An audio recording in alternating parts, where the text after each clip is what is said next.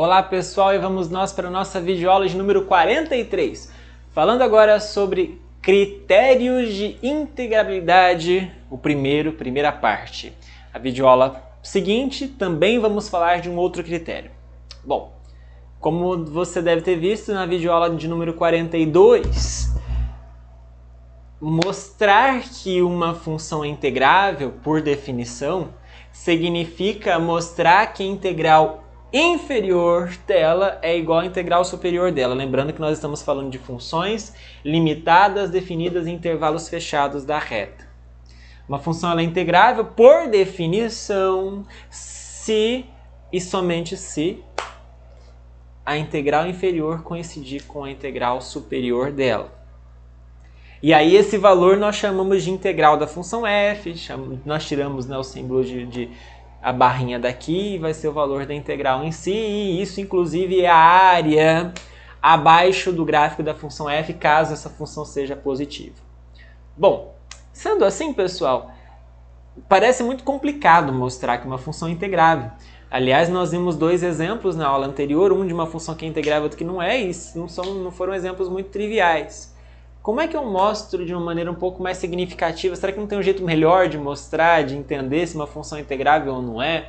Será que eu não conheço funções integráveis com critérios mais simples do que esse? Enfim, nós vamos aqui no primeiro momento mostrar um critério que não é tão prático, mas que vai nos servir para um outro critério que vem na videoaula seguinte, esse sim mais prático. O critério de integrabilidade que nós vamos demonstrar nessa aula é esse primeiro aí, que diz o seguinte, nas condições que nós estamos dizendo, uma função é integrável se e somente se, dado qualquer número positivo epsilon, sempre existe uma partição P tal que a soma superior da f em relação à partição P menos a soma inferior com relação à partição P é menor do que epsilon. Ou seja, o que esse resultado está dizendo? Esse resultado está dizendo para a gente que uma função é integrável sempre que, dado qualquer número, por menor que ele seja, eu sempre consigo encontrar uma partição do intervalo AB tal que a soma superior menos a soma inferior, soma de Darboux-Riemann, nessa partição é tão pequena que é menor do que epsilon. Se isso acontecer, a função é integrável, se a função é integrável, isso acontece também. Então vamos definir isso aqui, claro que isso aqui vai ser essa demonstração vai ser mais formal, mais conceitual, que nós vamos usar os conceitos ali de supremo e ínfimo. Vamos lá, não vai doer, acho que vale a pena, relacionando com tudo que nós temos falado este curso todo, acho que vale bastante a pena essa demonstração, por mais técnica que ela seja.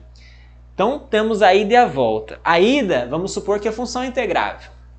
Se a função é integrável, significa que a integral superior da f é igual à integral inferior da f no intervalo AB. A integral superior da f no intervalo AB, por definição, nós sabemos que é o ínfimo de todas as somas superiores com relação a cada partição. Por sua vez, a integral inferior é o supremo de todas as somas superiores com relação a cada uma das partições. Esse ínfimo é igual a esse supremo e vamos chamar esse valor de K, que é o que está escrito aí. Bom, agora pessoal, vamos olhar um pouquinho, vou ter que fazer um desenho para facilitar o nosso entendimento. Então é o seguinte, se eu estiver olhando para... aqui eu peguei alguma coisa errada, né? Aqui é o supremo das somas inferiores. Se eu estiver olhando para as somas superiores, então eu tenho várias somas superiores, o ínfimo, esse é o ínfimo das somas superiores, então é como se eu tivesse cada uma das somas superiores aqui, aparecendo aqui em algum lugar, mas esse aqui é o ínfimo. Bom, sendo este o ínfimo das somas superiores, isso significa com certeza que se eu andar um pouquinho para lá, eu com certeza vou encontrar uma soma superior por aqui. Se eu andar um pouquinho quanto? Um pouquinho epsilon. Um pouquinho epsilon sobre 2. Então se eu andar, por exemplo, epsilon sobre 2 para lá, eu com certeza para frente vou encontrar um valor aqui, só para facilitar nosso entendimento, vou chamar de K. Se eu andar um pouquinho para lá, eu com certeza vou encontrar uma soma superior para alguma partição P. Vou chamar de Q. Acho que vai ser melhor fazer assim. Deixa eu só adiantar aqui, é isso mesmo. Tá certo? Se eu andar um pouquinho, veja, é ínfimo. Se eu andar um pouquinho, eu vou ter que encontrar alguém lá dentro. Por definição de ínfimo. Por quê, professor? Porque se eu tivesse andado e não tivesse encontrado ninguém, esse novo ponto seria uma cota inferior do conjunto, então o K não poderia ser ínfimo. Lembra disso? É definição de ínfimo. Só que eu não dei epsilon, eu dei epsilon sobre 2. Só que eu posso andar para trás. Porque o K, além de ser ínfimo das somas superiores, ele é supremo das inferiores. Então, se eu andar um pouquinho para trás, pouquinho quanto? Epsilon sobre 2. Se eu andar um pouquinho para trás, K menos epsilon sobre 2, eu com certeza vou ter que encontrar uma soma inferior aqui. Vou ter que encontrar uma partição P, tal que a soma inferior de F com relação a P está ali dentro desse intervalo. Então, vocês perceberam? Eu consigo com certeza encontrar um P, tal que K menos epsilon sobre 2 é menor ou igual a isso, que por sua vez é menor ou igual a K, que é menor ou igual a soma superior de F com relação a uma outra partição Q, que por sua vez é menor ou igual a K mais epsilon sobre 2. É isso que nós estamos escrevendo aqui nesse desenho. Por que eu encontrei essa partição? Ora, porque o K é supremo das somas inferiores. Por que eu encontrei essa partição? Ora, porque o K é ínfimo das somas superiores. Ok? Bom, então, tem esse resultado que eu acabei de falar para vocês.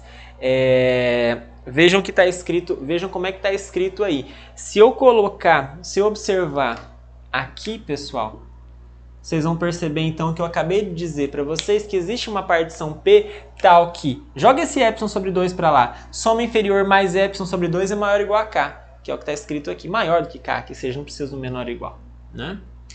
E se eu olhar para o lado de cá, isso está me dizendo o seguinte, existe uma partição Q, não é a mesma, é uma outra partição Q, tal que quando eu pego esse epsilon sobre 2 e jogo para cá, fica soma superior menos epsilon sobre 2 menor do que K.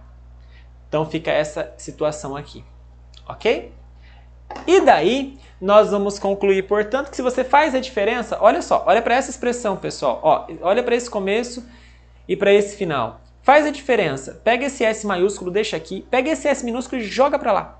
Fica S maiúsculo menos S minúsculo, pega esse menos epsilon sobre 2 e joga para lá. Fica S maiúsculo menos S minúsculo menor do que epsilon. Entenderam? Sai daquela expressão direto. Demonstrado. Demonstrado? Não. Não, porque não é a mesma partição, mas professor, precisa ser a mesma partição. Tá, então vamos bolar uma partição que vai poder substituir Q e P do mesmo jeito. Vamos pegar um refinamento delas. Vamos pegar a união. A união de P com Q vai me dar um novo T, que é um refinamento das partições P e Q. E aí, pessoal, nós sabemos de alguma videoaula anterior que a soma superior em relação a Q é sempre maior ou igual à soma superior com qualquer uma dos seus refinamentos, em particular sobre T, enquanto a soma inferior de P é menor ou igual à soma inferior de T. Então, olha só, quando eu faço soma superior de Q menos soma inferior de P, eu vou estar fazendo com certeza S de T menos Szinho de T. É só você perceber que isso vai ficar exatamente... Essa diferença acaba sendo menor ou igual a essa, que por sua vez é menor ou igual a epsilon, menor do que epsilon. Demonstrado. Bacana, né? Opa! Agora vamos para a volta. A volta, então, nós vamos assumir que isso acontece. Assumir o quê? Que existe uma partição P, tal que a soma superior menos a soma inferior dessa partição é menor do que epsilon. E vamos mostrar que a função é integrável. Bom, como existe... Não, aliás, primeiro, para começo de conversa. Nós sabemos... Nós já demonstramos isso em videoaulas anteriores, que a integral inferior é sempre menor ou igual à integral superior. Ou seja, que o supremo das somas inferiores é menor ou igual ao ínfimo das somas superiores. Vamos chamar isso de estrela. Para mostrar que a função é integrável, eu preciso mostrar que isso é uma igualdade, que a integral inferior é igual à integral superior. Então, eu vou supor que não seja igual. Se não é igual, então é menor. Então, o supremo é menor do que o ínfimo. Bom, se o supremo disso é menor do que o ínfimo disso, então eu posso fazer a diferença e a diferença de um pelo outro vai dar positivo, né? Então vai ficar assim, ficou ao contrário aqui, desculpa pessoal. Ah, não, ficou certo, tá certo. Ínfimo menos supremo maior do que zero. Não é igual, então é maior. Maior do que zero. Vamos chamar esse valor, vejam, P é fixado. Aliás, P é qualquer uma P não é fixado, ao contrário, exatamente o contrário do que eu disse. P está variando. Vamos chamar esse valor de epsilon. Vamos chamar esse valor de epsilon. É claro que isso é positivo porque o ínfimo menos o supremo é maior do que zero. Por hipótese, se eu tenho um epsilon positivo, eu consigo com certeza encontrar uma partição P tal que a diferença da soma superior pela soma inferior dessa partição é menor do que epsilon. Acontece que a soma superior é com certeza maior ou igual ao ínfimo de todas. Acontece que a soma inferior é com certeza menor ou igual ao supremo de todas, então quando eu coloco menos fica maior ou igual, troco por maior ou igual. E isso aqui é exatamente epsilon. Olha o que aparece aqui. Epsilon maior do que epsilon. Epsilon maior do que epsilon. Um número maior do que ele mesmo? Absurdo. Opa, cortou aí. Absurdo. Desculpa, cortou o slide aí. Mas isso é um absurdo. Epsilon maior do que epsilon, um número maior do que ele mesmo? Absurdo. E se isso acontece, então o que nós supomos no começo não era verdadeiro. O que nós supomos? Que a desigualdade era estrita. Então a desigualdade não é estrita? Não. Então é uma igualdade. O supremo das somas inferiores é igual ao ínfimo das somas superiores, portanto, integral superior é igual a integral inferior, portanto, a função integrável, voilá, acabou o problema. Correto, pessoal? Então, com isso, nós terminamos essa nossa videoaula. Desejo a você bons estudos e até a próxima videoaula, em que nós vamos, então, falar no segundo critério de integração, muito mais útil na prática para a gente. Até já!